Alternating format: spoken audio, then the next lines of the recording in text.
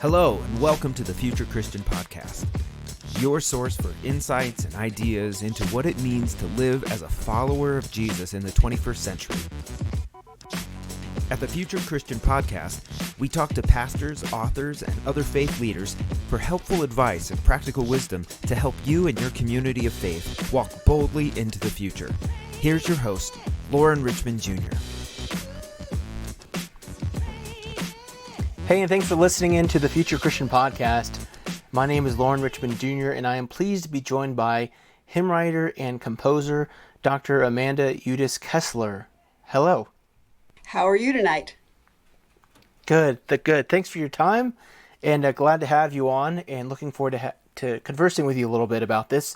So, Amanda has I want to give you some of her bio real quick. So Amanda is like I said, hymn writer, songwriter, composer, and writer who specializes in music and lyrics for liberal and progressive religious people and communities. Her hymns have appeared in 6 hymnals, wow, and are part of collections at several progressive religious websites, along with her responsive readings and several sermons.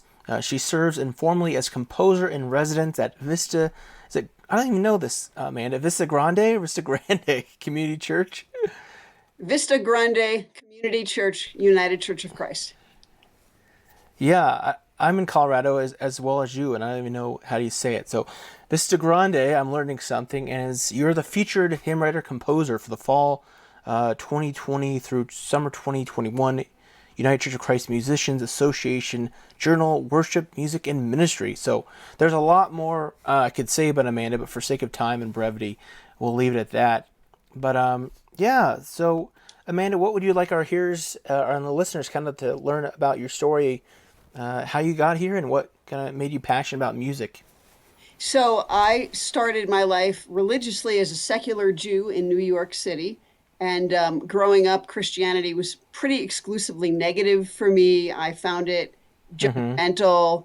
I found it arrogant. And once I came out as queer, I found it homophobic. And just because people use the word queer differently, I'm just going to say I'm using it descriptively to include lesbians, gay men, bisexual people, transgender people, anyone who doesn't fit into the heterosexual norm or the gender norm exactly. So, sure. Thanks for that. Yep, sure. So my first positive encounter with Christianity actually came when I music directed a production of Godspell at my high school. I was 15 years old. And I was just incredibly moved by the music and the spirit of it and the sort of vision of community it had. And I realized that what has drawn me over and over again to Christianity and finally kind of brought me into it at one end of it is still Jesus's vision of the beloved community, the kingdom of God, what I sometimes call love's domain. And I think I got my first sniff of that really music directing this production of Godspell. I still cry almost every time I play All Good Gifts. So, yep. I also got interested in the academic study of religion. So I majored in that in college. I had to take my Life and Teachings of Jesus class. And it was a really interesting experience because it kind of built off of the Jesus seminar work. So my first introduction to biblical scholarship was the stuff happening at the progressive end of it. Interesting. So you were studying, who would have been, Funk and all those guys, right? Yep. I've read probably almost everything that John Dominic Crossan and Marcus Borg have read. Actually, I have a Palm Sunday hymn that's based on their book, The Last Week. So all of that happened. I spent about 30 years with the Unitarian Universalists, went to seminary, studied for ministry, didn't eventually go into it. But that also drew me closer. I went to a Christian seminary, and that drew me closer to Christianity in a way.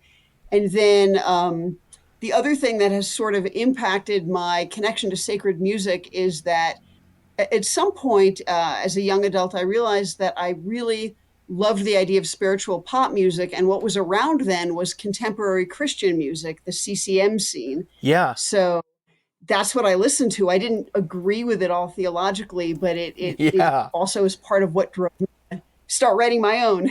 So that's fascinating. I'm hoping I won't say the name in case I'm still working on efforting But there's this former CCM artist I'm trying to get on the pod, I'll say. So Oh, I'll have to let you know if I can land that plane. oh, that'd be So wonderful. That'd be really talk to interesting. talk to her manager, I'll say. So we'll see. Um, so it's really been quite a faith journey for you then. It really has, and it's taken me a long time to sort of see that there's a space for me in Christianity. It's not something I would have necessarily thought earlier, but I had to do. Progressive Christians often talk about deconstruction and reconstruction, and Right.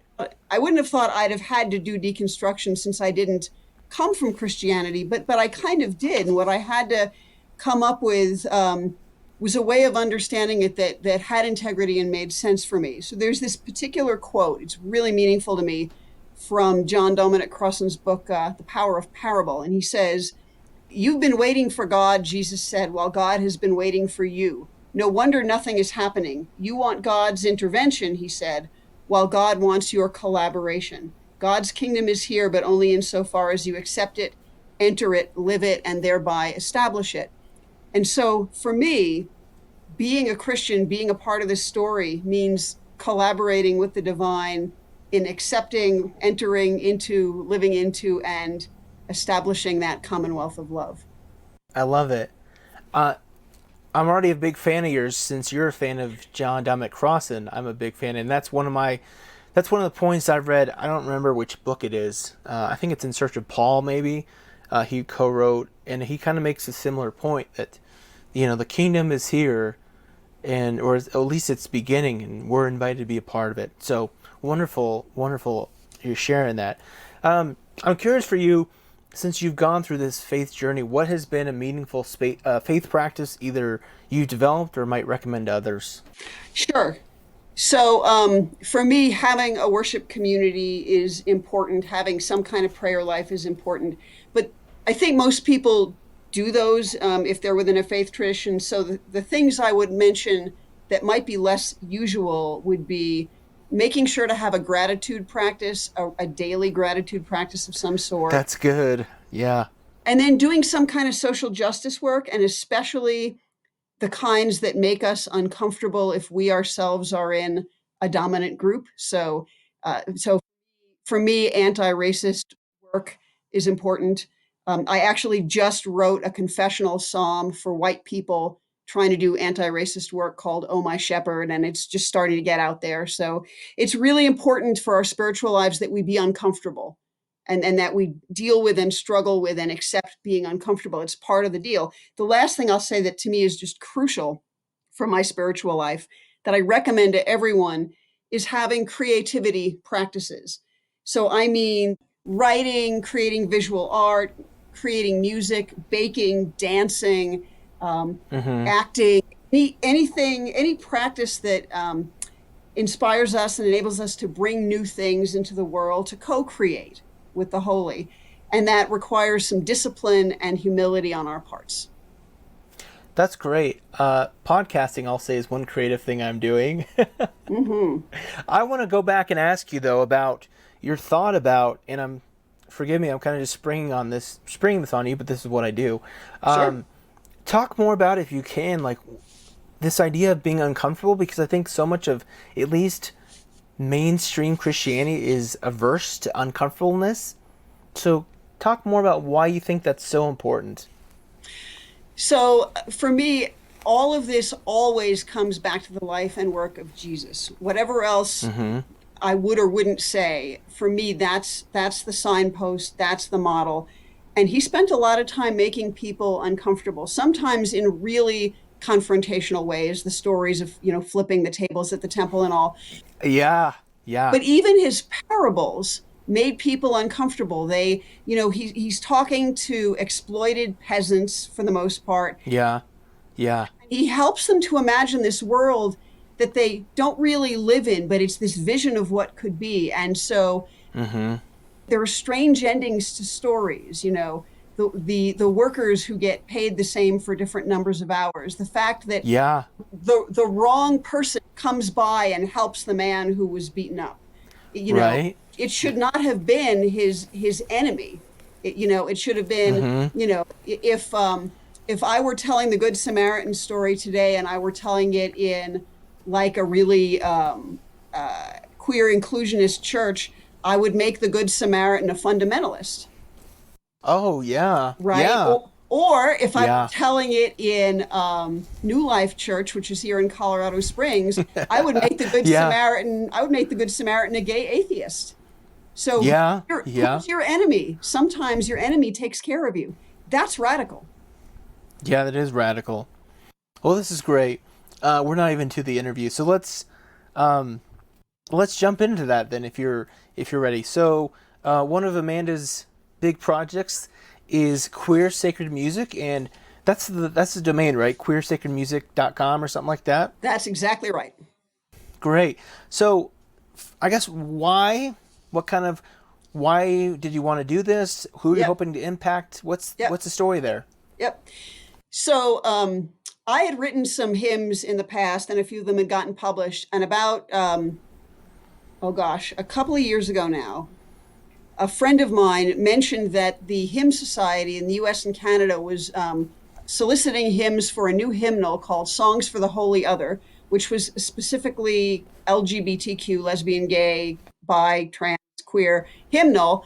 And I found out about it with 2 months to go. And in the 2 months, I wrote and got engraved 25 hymns, which I sent them. And Wow. they published two of them. And that just sparked this incredible, I've always been a really creative person. I've written and preached about 150 sermons in my time. I have an academic book out in the world. But for some reason, at that moment, the hymns business it took off.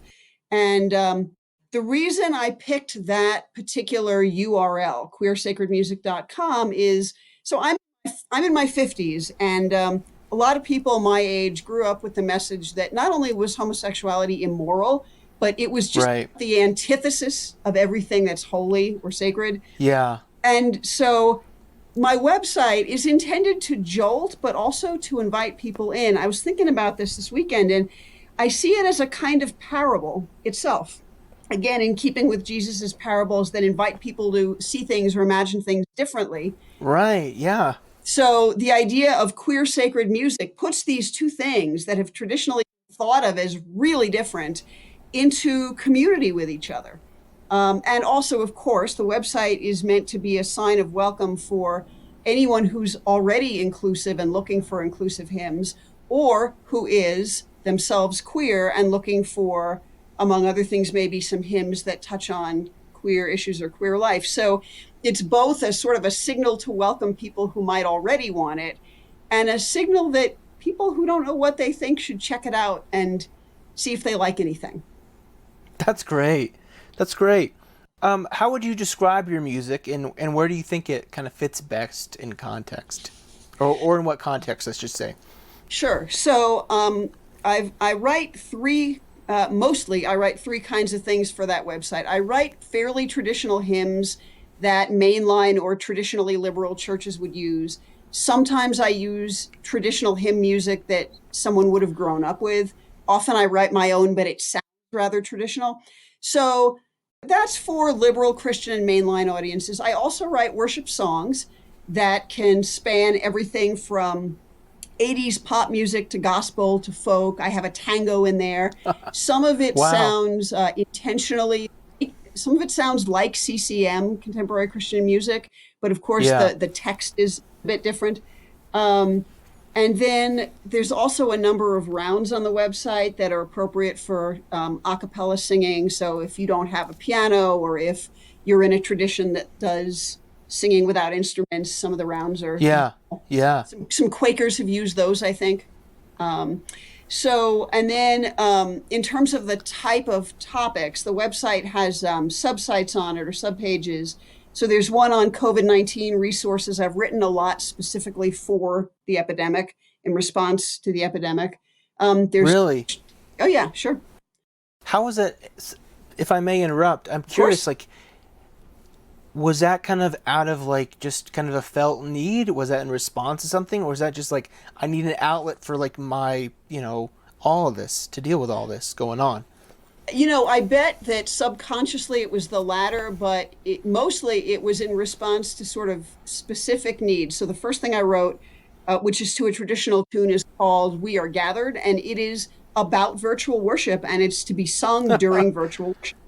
And it's Really gone up interesting. really well. A lot of people use it. There's also when people started complaining about church being closed, that really bothered me because just because you can't go in the building doesn't mean you can't worship, and it doesn't mean you can't live a spiritual or religious life. So I wrote two pieces about that. One called "Church is More Than Just a Building," one called "Church is the Way We Live." And then there are some pieces about finding hope during hard times. The other one that I love from the COVID-19 collection is called "Just Such a Time as This."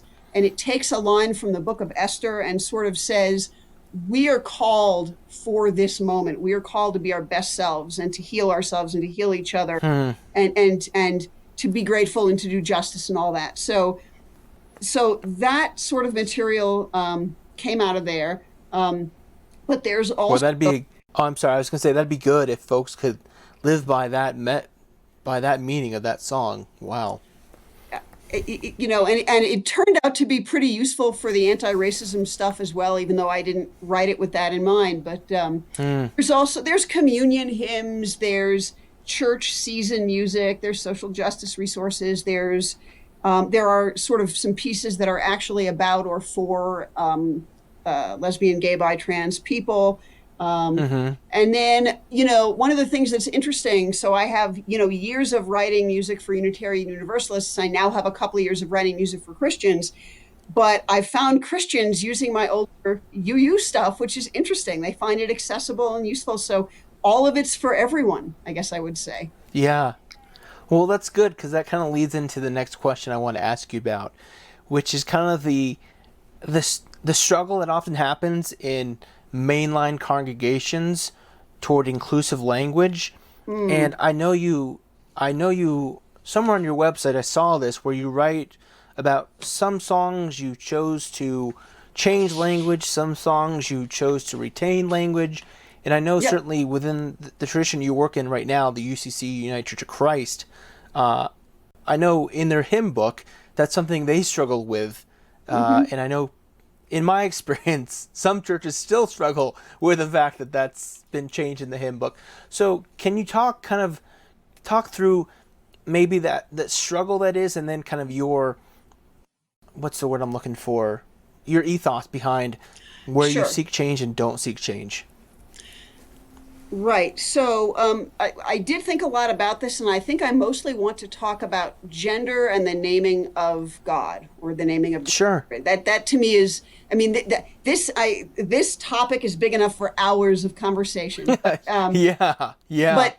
But what I see is that the way you framed the question, originally was around how do you retain meaning when you try to use inclusive language, and I'm going to come back to that question. But for me, Yeah. using inclusive language is an opportunity. And the opportunity that it involves is seeing God as bigger and broader and deeper than we can imagine or visualize, and therefore Hmm. as never truly captured by any language that we have. None of our language is enough. None of it Sure. gets everything Yeah. right. So that Yeah. means that we are free to see God as male and as female and as beyond gender and as not confined to gender. And we Mm-hmm. certainly are free to see God as powerful, but also as tender and as vulnerable. And we have this long tradition of identifying light and brightness with the sacred, and I certainly do Yeah. understand where that comes from.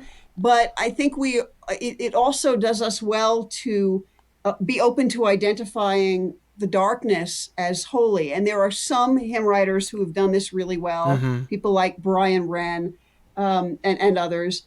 But basically, Well, to me, go ahead. sorry to interrupt. I'm just thinking about um, how light and darkness has been that metaphor has been used in the past. You're speaking about anti-racism has been used Sure. what am I trying to say? Kind of promote light is good and dark is bad. So yeah, Exactly. I'm. That's interesting. That how I'm fascinated to hear that folks are kind of yeah making trying to lean into that. Well, and I guess I would say any truly inclusive approach to religion should engage us with images of sacredness that are so diverse that they include all people in them. So there's a book, I don't remember who Hmm. wrote it now, decades ago, by a feminist Christian theologian called A God That Looks Like Me. And Uh-huh. I can't speak theology in general, but in the writing of liturgical music, I think we need music that reminds women and people of African descent and Asian descent and Latin American descent, people with disabilities, queer people, that there is that spark of the sacred in all of us. Yeah. And then it doesn't exist in opposition to one's African background or one's queerness or one's femaleness, but in and through those identities and through all the identities we have. So to me, the most exciting inclusive language in sacred music is really around welcoming everyone to the table. I mean, Jesus had this really Hmm. open table, and this is a Right. way of engaging that. So, the idea that how do you retain meaning? You retain Yeah. meaning by remembering what's at the core of this beautiful vision that we are after, that we are seeking to promote on earth. Now, it is a challenge in terms of how you relate to traditions. And I really want to honor that. It's Yeah. very hard for a lot of people. But even there, the traditions themselves have been kind of selective. So I have a hymn called God the Soaring Eagle. It uses only biblical images of God or the sacred, Mm-hmm. and it has male images, female images, images from nature, images that are gender neutral. Those have been in the Bible as long as we've had a Bible. So it's not Right. that they're not Right. there, but the Christian tradition for a long time was male centered and male identified. And so our traditional hymns Yeah. are really male. And I'm not suggesting we throw Yeah. out male images of God. I'm saying we add to them. We sort of open our options. Yeah. So No, I love what you're saying. I appreciate that. Um, I know even when I was in seminary, talking to some of my female friends, um, I remember some of them kind of being annoyed that they couldn't reference God as a male because for them that was meaningful to be able to mhm, reference God as a male rather than. So I appreciate that kind of again, it's inclusion, right. including all of that.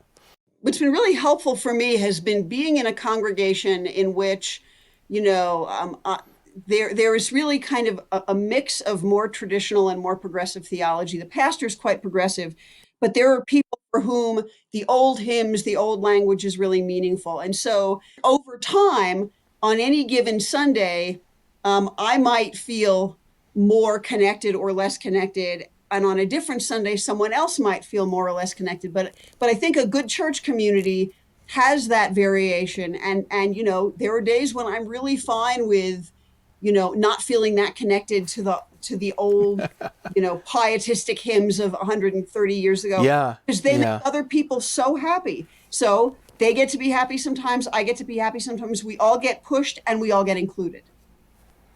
Amanda, what a great answer because I'm just thinking as a pastor, like one of the things that pastors hear so much that drives us crazy is this like, oh, I'm not being fed.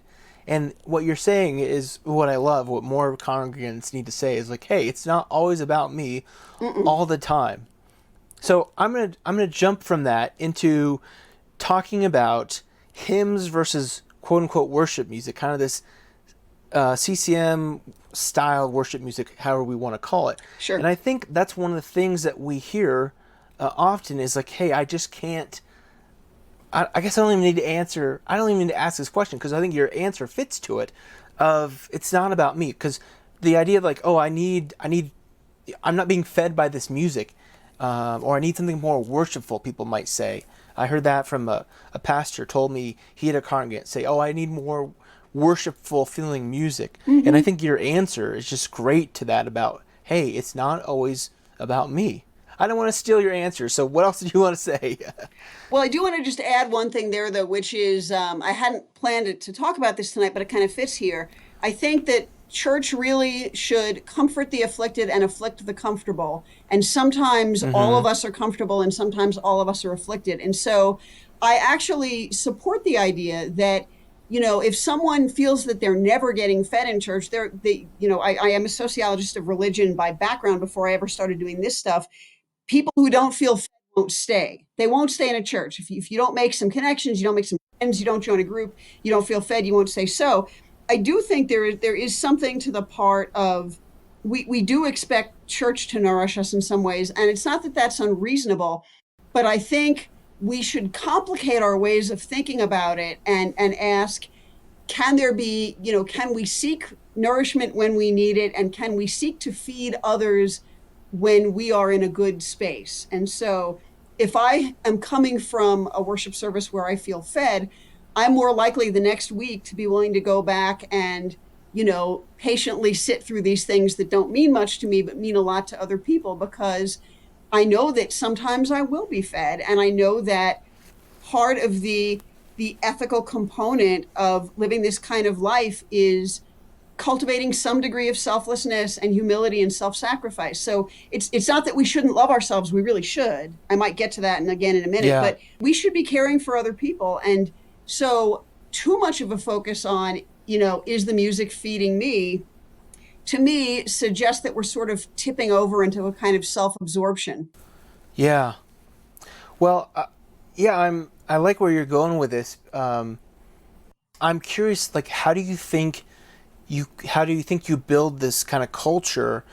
'Cause again, I'm thinking of this kind of tension that is often in churches of, there's like the old guard who wants to stay with the traditional hymns, and then there's often like, they're like, oh, well, we need to attract younger people, and they need the more contemporary worship styles. How do you think we kind of create this culture of community for all? So one thing is, I do think that congregations that have multiple services, I think given the frailties of human nature, that's not necessarily a bad thing, have different options for people. Yeah. I mean, maybe not Yeah. ideal, but really, given who we are, not terrible either. But I do think that that the minister or pastor of a congregation has a role to play in inviting people, and I'm going back to this sort of issue of discomfort, that a minister or pastor who is really proactive in saying, if you're here to help build the commonwealth of love, you're going to be uncomfortable some of the time, and you're going to be besotted with joy some of the time. And so how do we sort of strengthen ourselves and make ourselves resilient? What is the ethical work we need to do? What's the spiritual work? What's the prayer work? Are there ways of doing Bible studies that are about strengthening our capacities for discomfort, our capacities for generosity? And here's another thing. When I think about Jesus' life and work, the word hospitality comes to mind a lot. And I think in congregations, one way that we can be hospitable to each other is by not always needing to get our way. And so again, I think that the pastor, the minister, but also the rabbi, the imam, whoever it is, who is in a leadership position, sets the model for tolerating discomfort, encouraging discomfort, but also providing a lot of pastoral care, a lot of spiritual nourishment, a lot of opportunities for community building. Again, this is a whole other hour of conversation, but there are ways to do it. And when we are invited to sort of connect our spiritual and ethical selves in community, I think we have a better chance of the generations being willing to talk to each other, and the older people being willing to listen to some newer music, and the younger people being willing to listen to some of the old hymns. But since I'm in my 50s, I'm kind of right between the generations, so I don't know. Yeah. Well, I can really hear your sociology background like coming through on every answer. It's great. Thank you. Well, this is going great. I really am enjoying our conversation. Let's take a break real quick and we'll come back with our closing questions.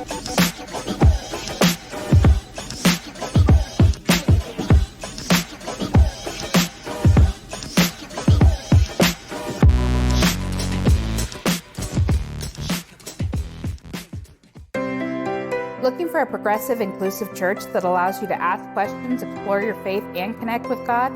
Check out Mission Gathering Thornton, a community of Jesus followers dedicated to growing in faith, living whole lives, and seeking justice for the good of all. As an online church with incarnational communities, we're meeting together online and in person with opportunities for you to connect with people across the street and all over the world. So visit us at mgthornton.org, find us on Facebook and YouTube. We'd love to have you be a part of this life-giving community. All right, we're back with Dr. Amanda Udis-Kessler. Did I say that right? You did. Good. I always get so nervous with people's names. So, Amanda, you can take these closing questions as seriously or not as you'd like to. So, if you were a pope for a day, what would that day look like? What do you want to do? I want to tell everyone, let's hold our doctrines and creeds with humility and gentleness and a willingness to disagree, and let's focus on collaborating with God to bring that commonwealth of love into being. And that means a lot of different things, but I will leave it there for now. Boy, I think, Amanda, you've given the most thought to that question. So thank you for that well thought out answer. Here's another one. What theological or historical Christian figure would you want to meet or bring back to life? Absolutely, Jesus, to find out how wrong I am about all of this. Also, I love that. You know, you're the only person who said Jesus so far. well, and I mean, I don't actually think he saw himself as a Christian, so it's sort of a trick answer in a way. It is. Well, I leave some space in there when I say historical figure, right? Yeah, no, you did. But you know what? I'd love to know how wrong I am about this, but I'd like to look into his eyes, because I think I would see compassion and love, and I think it wouldn't matter how wrong I am about my ideas, because I am striving to live a life of compassion and love, and so that is the person I would most love to see in all of our complicated history. I want to spring another question on you, if I may. Sure. I'm curious, you mentioned that idea of wanting to look into Jesus' eyes and kind of see his love and compassion in his eyes. So much of like worship, praise and worship style music right now tends to, as I hear it at least, kind of revolve around this kind of like me and Jesus, almost like my boyfriend Jesus. Yep. What are your thoughts? Because I hear a tinge of it almost in your answer there. So I feel like it's dismissive just to totally shrug it off, because I'm hearing it in your response there. So I'm curious your thoughts on that. Well, so my music very, very often uses the terms we and us. There's some individual language in it, but very, very little of it is Jesus, my boyfriend, and me. It's not I'll walk with him and I'll talk with him. That's not what I write. I write about us coming together to love and do justice and be grateful and all that such. And having said that, I do think that if I were, meeting Jesus alone, it's not so much that I have this image of the doe-eyed guy that we see in those paintings from, 1890. It isn't so much that, but I think he just must have been a really loving and compassionate human being. I mean, whatever else we make of him, he taught these beautiful things. He welcomed all sorts of people to sit at his table. He healed people. I don't know what I make of that sort of medically, but I don't care. I mean, at a minimum, he took away some of their stigma and welcomed them into community. So of course I'd like to meet him, but it isn't so much because I'm worried about my soul, and it isn't so much because I'm selfish. I bet all sorts of people would like to meet him. Yeah. So, well, I feel like I should have asked you this, and I'm springing a lot of questions on you, so forgive me. You're good. Okay. I should have asked this earlier about the distinction, the we versus the me music, how like your music and often music that is in kind of a progressive mainline context tend to be very we, and music in more evangelical styles tend to be very me or individual. Can you elaborate on maybe at least your side of that distinction, perhaps? Well, I mean, I can say something about about both sides of it. I mean, the way Yeah, yeah, go ahead. the way that evangelicalism developed in this country is really tied to the American capitalist culture of individualism. So, and I'm Yeah, saying that descriptively. I'm not necessarily putting a value judgment on it, but because that's true, um, if I were being really cynical, I would say that the downside of the focus on the personal relationship with Jesus is he sort of sounds like a product that you go buy in a supermarket, a fancy supermarket. yeah, Now, I do think that there is something to be said for our personal spiritual practices and our attempts to be in relationship with the sacred, with God, whatever that exactly looks like for us. And so I actually don't disparage or devalue the meaning and peace that evangelicals get from their sense of personal relationship with Jesus. yeah, Having said that, at the same time as this was all blossoming in American culture, again, 150 to 120 years ago, you also have the rise of the social gospel. And yeah, what really pulls me to the social gospel, to the notion that this is us, we are a complicated, messy community, yep, is that in fact, if you try to make any sense of the historical Jesus, that's what you're looking at. You're looking at a bunch of people who were often kind of society's losers, following this guy around. These people who fled when the Romans picked him up and killed him, who stumblingly later found something that brought them back together and sort of sent them off to live this life of joy and hope. And yeah, so I can't really detach my personal sense of spirituality with the notion that it happens in community. Also, Jesus was a Jew, and Jewish religion, I mean, as am I by heritage, a Jew. Jewish religion is very communal. Again, it's not that it's lacking private prayer or private rituals, but it yeah, is a communal thing. So, and the other thing I'll say about the communal piece is what I find this is present among the more progressive evangelicals today, and I love that. I'm grateful for it. But among more conservative evangelicals, the biblical focus on justice often seems to get lost. But the whole yeah, prophetic yeah, thread through the Hebrew Bible, and the fact that Jesus frequently said and did things that were reminiscent of the prophets suggests to me that justice is important, and you can't have justice if you don't take community seriously.